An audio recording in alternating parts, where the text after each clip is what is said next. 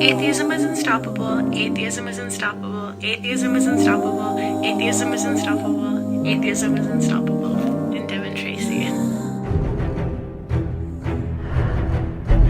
There's nothing that happens after the Haitian Revolution in our fight for freedom across the Caribbean and North and South America that wasn't influenced by the Haitian Revolution. The African people on the island fought all the largest armies of the world at the time. Time out, that hair is dope.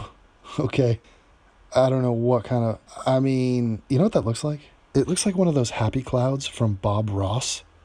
Actually, it's a mixture of Bob Ross's hair with one of his happy clouds.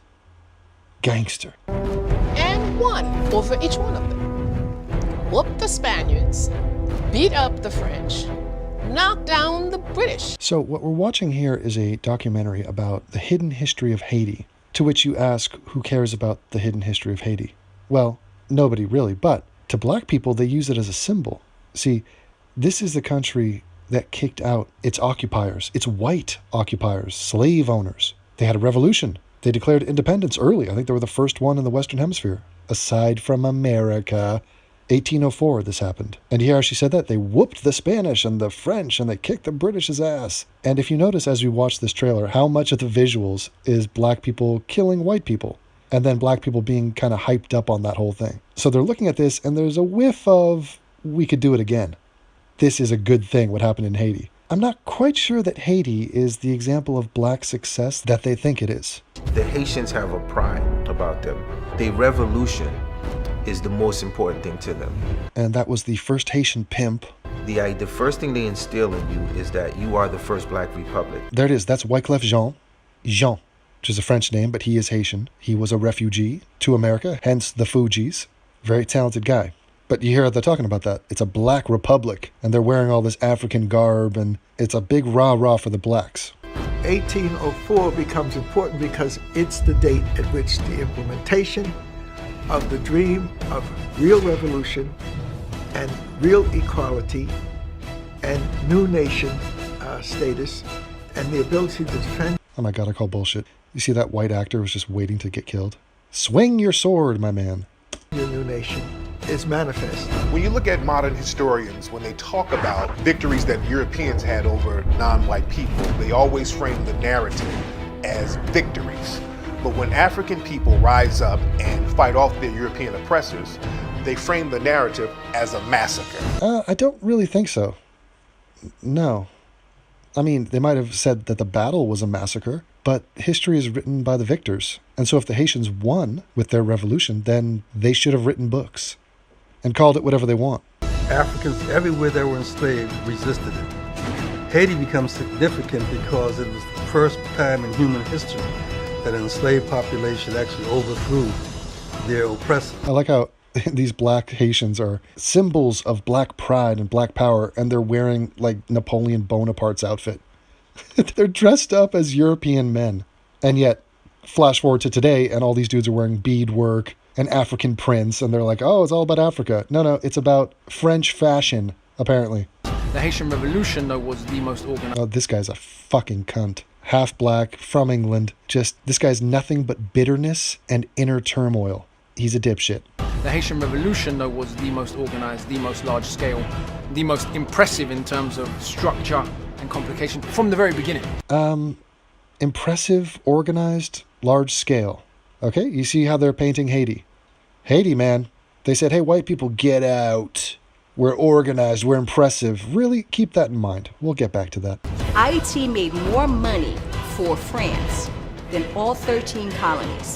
The Haitian Revolution was very influential, particularly amongst Africans. It was seen as an inspiration for Africa. An inspiration for Africans. And but nice music in the background.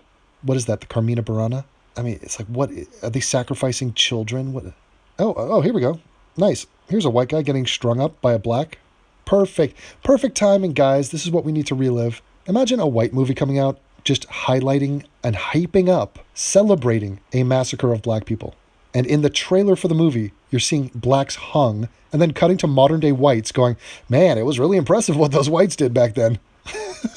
This is so backward. Fuck these people. In this hemisphere, just as it was seen as a... Ooh, there you go. And nice way to strike a pose when you get hung. Or is it hanged? By the way, for all those people, I'm consciously choosing not to say hanged. Fuck that. That's not a term that I'm adopting. It's hung. Like I am hung. Horror by those who held slavery here. There is a concept that we must defeat Haiti. We must ground them. Ah, nice decapitated white woman, I believe. Well, cool. Zoom in on that motion graphics guy, please. Yeah, let's not lose track of what the point of the movie is. Into the ground. We can never let them rise. They are an example of black power. An example of black power. So originally Black Republic. We fear Haiti because it's so impressive, so organized. This is an example of black power in action. Behead white people, hang white people, inspiring music in the background. Are you getting the message of this film? Are you reading between the lines? They are an example of what happens when people who are oppressed. That is an example of what happens when you get loose on a bucket of KFC daily. Decide to stop being oppressed. People who are oppressed decide to stop being oppressed. That's all you need. You understand? Once you can deem yourself to be oppressed, then everything you just saw, perfectly justified. In fact, heroic. Kill your oppressors, obviously. Hang them, butcher them, behead them. Yes, of course. I wonder who else these black people think is oppressed. Do you think they think modern-day blacks in America are oppressed? You think they'd have an answer for that? I think their answer would be yes. And then the follow-up question would be, are you suggesting that American blacks do something similar to what the Haitians did? Is that your dog whistle? Very interesting. And I like these cheesy graphics. What is that, a river of blood? It looks like a straight-to-DVD release of Pirates of the Caribbean, off-brand. But a river of white people blood. Oh, I'm sorry. Did you not see that last bit? That was a human head, white man's head, and a black man doing some sort of dance of joy, I believe. The Hidden History of Haiti, with dust coming off the text. Coming soon. Yeah. Incredible. Now, the problem is, Haiti is an omen of what happens when you kick out a colonial power. Your country goes to shit. This has happened in every single African nation, and I'm sure if there was an expert in the history of all the Caribbean nations, you're going to find the same story. Okay, it's all ego, it's all pride, it's all, God, these people are coming in, they're taking over, when really colonialism is massively beneficial to the people, and it just doesn't make any goddamn sense. Like, you take a look at Australia. Australia, one of the best nations on earth, and the native population there, still bitter that they were taken over. So you get taken over, your life is vastly improved, an actual operating country is built with an economy, a high standard of living, technological advances, you name it, all of that, to a ludicrous point where it's one of the, if not the best nation on earth in terms of livability, and they still are bitter. No, we want our flag. Screw them. So congrats, you kicked the French out, you chopped off a bunch of whiteheads. How's Haiti doing today? Haiti is the poorest country in the Western Hemisphere. Okay? 80% of its residents live in poverty.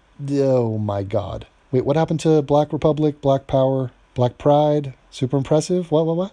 Perhaps it doesn't help that Haiti's average IQ is 67. That is on the bottom end of the IQ chart. Lesotho, Liberia, St. Kitts and Nevis, that's a friggin' country. I mean, it's way down there. Not helpful. What percentage of people live in poverty? The national poverty rate is 58.6%. The extreme poverty rate is 24.7%. What is the unemployment rate in Haiti? Well, it's 40.6%. More than 2/3 of the labor force do not have formal jobs. Ouch. That's not good. What's the literacy rate? Haiti's literacy rate is about 61%. That's pathetic, and is below the 90% average literacy rate for Latin America and Caribbean countries. Yeah, well below. The country faces shortages in educational supplies and qualified teachers. So in other words, the country's an ongoing disaster. Haiti is one of the poorest countries in the world. Haiti remains the poorest country in the Americas and one of the poorest in the world with a GDP per capita of $846 US. It is also one of the most unequal countries with a Gini coefficient of 0.61. Well, I don't know what the Italians have to do with this, but all right, I'll take your word for it. Haiti, here it is, making the top 15 of most dangerous countries to live in. Came in at number 13. One of the world's most impoverished nations, this former French colony has been beset by political violence since it became the first Black Republic in 1804. Oh yeah, remember that music? United Nations troops helped settle some of the gang violence that swept through the country several years ago, but they got sick of that shit and bailed.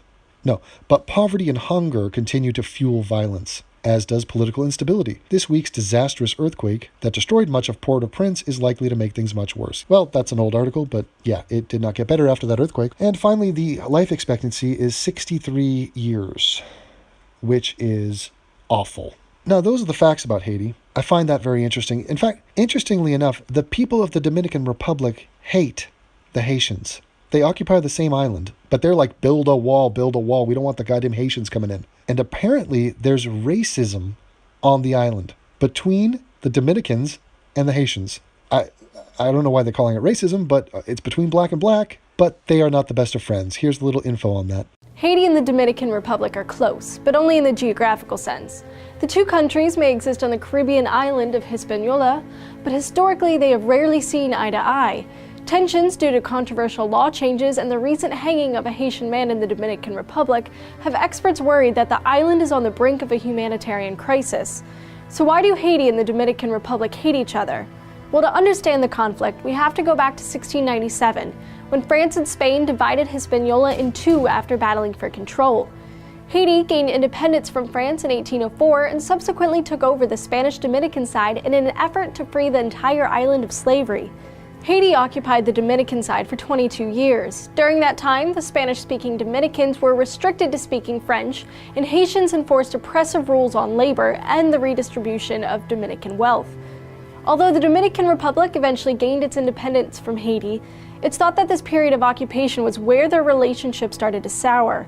Since then, several social and economic factors have contributed to deepening divisions. Today, tensions are largely motivated by racism. Human rights experts observe that Dominicans openly discriminate against Haitians because they perceive them to be more black, despite both cultures having African ancestry. Dominicans argue that they have more European heritage than their Haitian neighbors. So this movie is a sad attempt to cheer up a bunch of bitter black people who are looking to watch and recreate footage of white people being slaughtered and black people taking ownership and yeah, this is our island and yeah, oh, it's one of the worst countries in the world.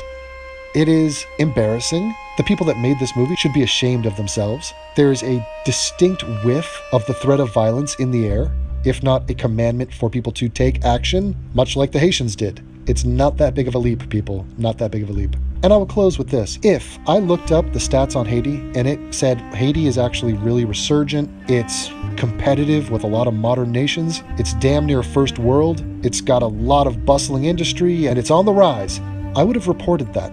That's not the case. Haiti is not your savior. This is racism porn. But if it makes you feel good to cheer on Haiti and say, yeah, the blacks gonna rise up and start their own country, then be my guest. But just know that we're laughing at you. Bye. Trying to get ahead of the game here, man. That's what I'm trying to do. Because I know this is a good position up here, man. I won a few chicken dinners up here, man. A few. So I won a few chicken dinners right here. If anybody knows any better, they'd be right here. But apparently not. There's nobody here. That's where I'm gonna hide, right here.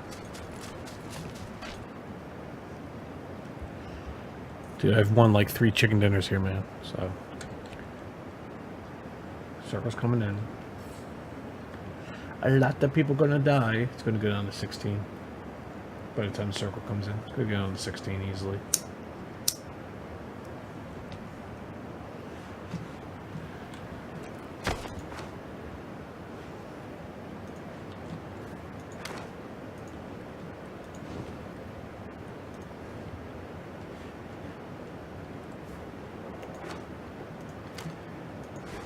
The key spots here, man. Key spots right here. Trees.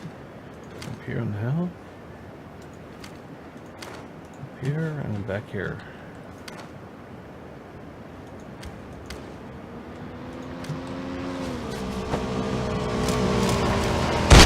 Oh my god, he ran right over me. How the fuck did that happen? How the fuck that happened? I can't believe he just did that.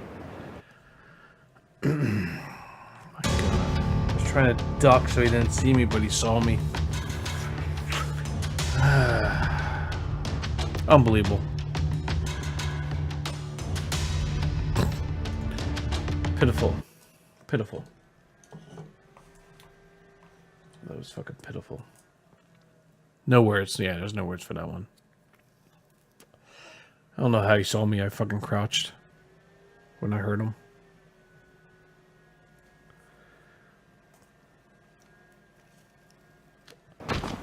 Yeah, it's pitiful.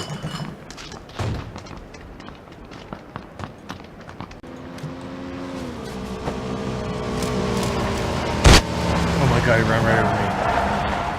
How the fuck did that happen? How the fuck that happened? I can't believe he just did that.